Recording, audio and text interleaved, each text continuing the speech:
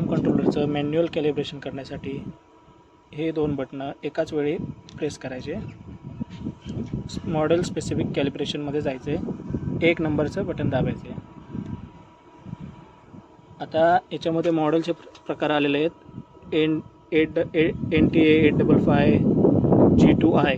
त्यानुसार आपलं इंजिनचं मॉडेल बघायचं आणि त्याच्या पुढे आकडे लिहिलेले आहेत 1, 2, 3 असे. ते सिलेक्ट करायला तुम्हाला हे 2nd नंबरचं बटन आहे ते प्रेस करायचं आहे. जसं तुम्ही 2nd नंबरचं बटन प्रेस करणार, इथे हा 0 ब्लिंक होईल. हा ब्लिंक झाल्यानंतर तुम्हाला इकडचे बटन प्रेस करायचे 1 नंबरचं आणि तिकडे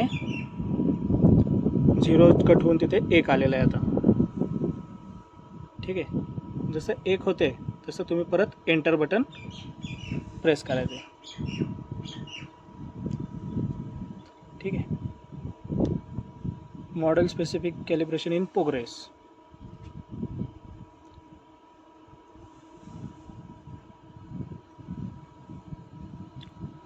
एकदा सेव्ह आता ही सेटिंग त्याची सेव्ह झालेली आहे.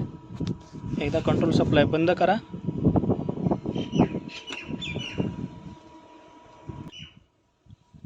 बॅटरी सप्लाय एकदा काढून टाका.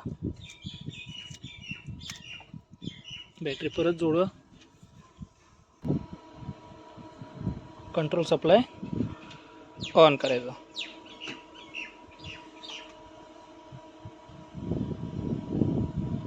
तुमची ती सेटिंग सेव्ह झालेली आहे.